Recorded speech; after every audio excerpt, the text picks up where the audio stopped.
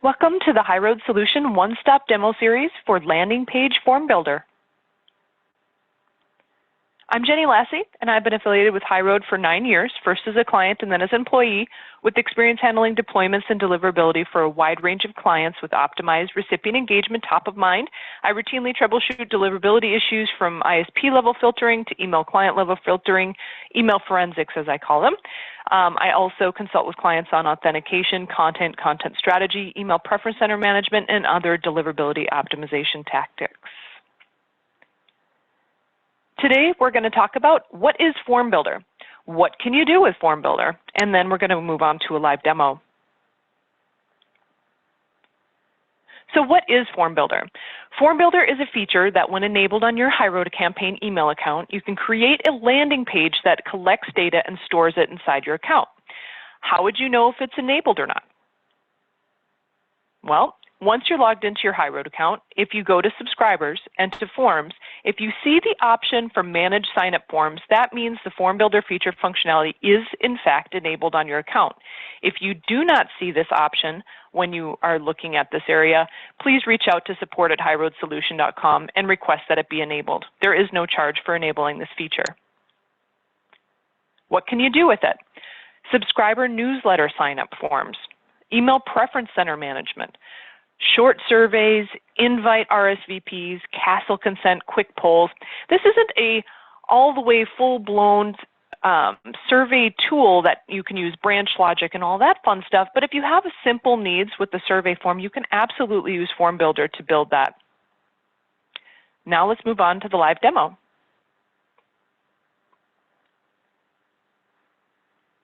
Okay, we're logged into our HighRoad account, and we navigate to subscribers, sign-up forms. You'll come to this page, and the first thing you want to do to begin is hit Create Form and give your form an internal name. We're going to do an example of allowing people to sign up for receiving your email communications. Currently, if you don't have a sign-up feature functionality inside your AMS and you're using your email preference center as a sign-up, great. But if you don't and you simply want to create a sign-up form for people to sign up to receive your newsletters, you can do that with Form Builder. So you can choose an internal name, and then you can also choose a form public title. Now, whatever is typed here would be displayed on the tab at the top of the browser.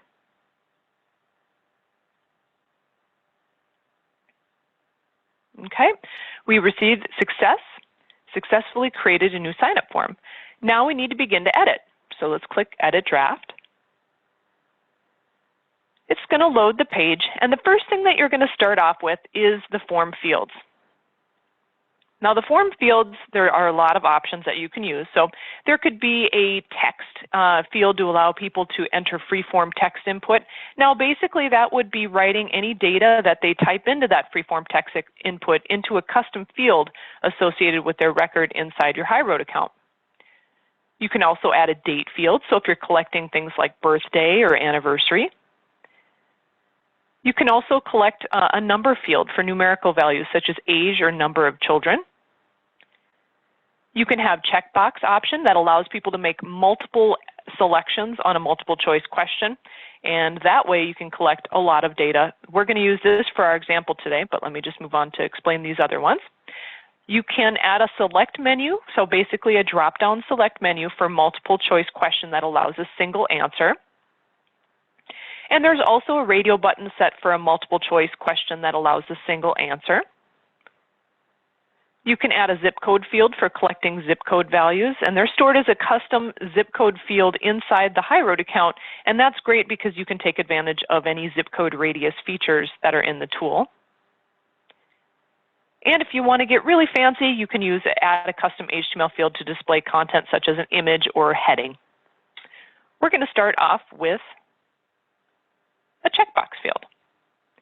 Now, if we scroll up, before we do that, it automatically populates first name, last name, and email address. Those are usually the bare minimum that you want to collect when adding people adding items to your form.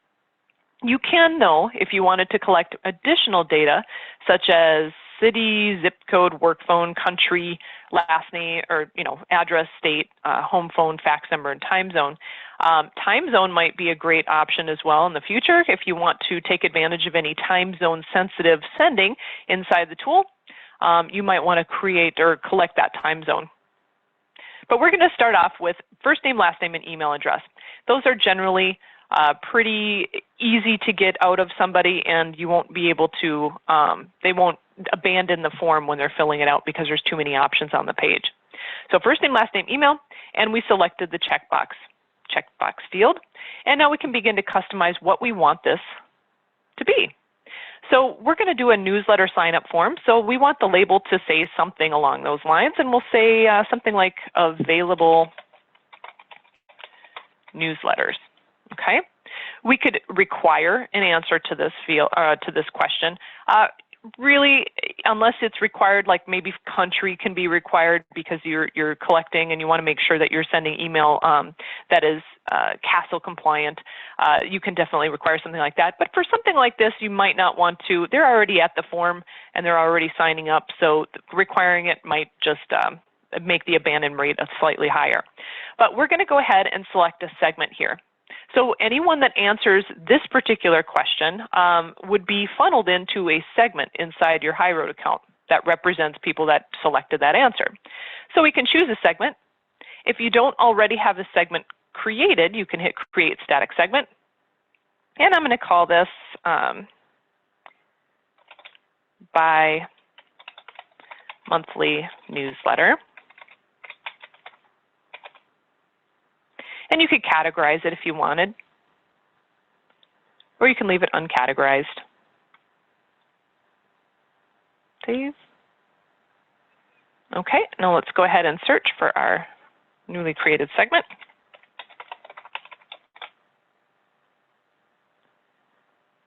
And select it. And now the option text is always going to pull from the name of the segment, but it doesn't need to be that. You can definitely change this. So you could say anyone that goes into here, goes into the segment would be, maybe we're going to be calling this a bi-monthly newsletter, but you can call it something else if you wanted to. Then we can add an option. And we're going to create a segment. We're going to do a bi-weekly newsletter. Save. I'm going to search for our newsletter here, or our segment. Okay. Now this is a great way you can determine different frequencies for newsletters that you want them to sign up for, and then it's putting them in a segment that you'll actually send the email to. So it's just making that option a little bit easier and a little bit more organized for you. Okay, so we have a bi-monthly newsletter and a bi-weekly newsletter. And those are the only newsletter options we're going to offer at this point. So I'm going to say done. Okay. Now, if you noticed, everything on the bottom actually changes in real time. So there's a real-time preview of what you're doing down here. So now you can see available newsletters. And then we have a checkbox for bi-monthly and bi-weekly. People can sign up for both if they would like both. And then we can move on to actually making it look pretty. So let's go ahead and go to Look and Feel. And you're going to use this drop-down menu here to customize each section. So we can go to Body. Now we can see the background color is set at a gray. If we needed to change it to maybe a brand standard color, or let's just pick a blue here. And you'll see that where you're clicking, it's going to make a real-time preview of what that color looks like. And that is electric blue. All right. Let's pick something a little bit less. Okay, and we picked our background color, and now we can choose a default font if we wanted to. If it's Verdana or any of the other web-safe fonts there, you can make a selection. You could choose a background image URL if you wanted. You can have a background repeat. We're just wanting a solid color at this point. So moving on to the next item, which is content wrapper. So this is where you can choose, okay, well, how do we want this form to display? Do we want it to be a little bit skinnier, or do we want it to be, the full width of a 23-inch monitor. Or, so you can play around with this. Generally, emails are anywhere from 600 to 700 pixels. So if you wanted to have a similar experience, if somebody were using a mobile device, you might want to choose something that is in line with what your emails are. Now you can leave the padding at 0. You can add additional padding. You can also change background color for the form area itself if you wanted to. You can get as fancy as you want, or just change it back. Oop, need another F here. Change it back to white. Okay, and then let's move on to header styles. Now we can let it auto-detect the width of the form, which is usually what you can do unless you wanted to have a different, or force a different size. The background color of the header could be black or it could be white. Let's go ahead and change that to white. Okay, and let's see, background image URL. You can have background images in that header area as well. Play around with that. Or you can go to header content. And right now you can see that there is, it's your brand currently. And so one of the things you can do is to make sure that you have an logo in there. So you can choose from your image library of available options or import it. Let's just insert the HighRoad logo here. Now, there was some text in here that has reverse white type. You can simply remove whatever that placeholder text was. You couldn't see it anyway because it was white on a white background. And that looks good. Okay, now we can move on to our form area. And we can choose the label font, the font color, label weight, any padding or around there. Everything looks good. You can also play around with some options here to, okay, I want the label to be above the options, or I want it to be the left of the options, which makes the page a little bit more balanced. Footer styles. You can see that the background color of the footer is gray. Maybe we want to make it white. So let's go ahead and choose white.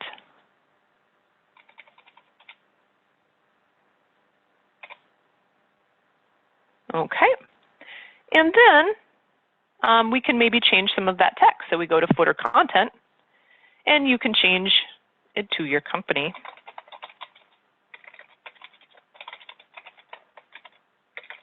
There's HighRoad solution. Now, it is best practices, and not only best practices, but anytime you're collecting data from anyone online, you should be linking to your privacy policy.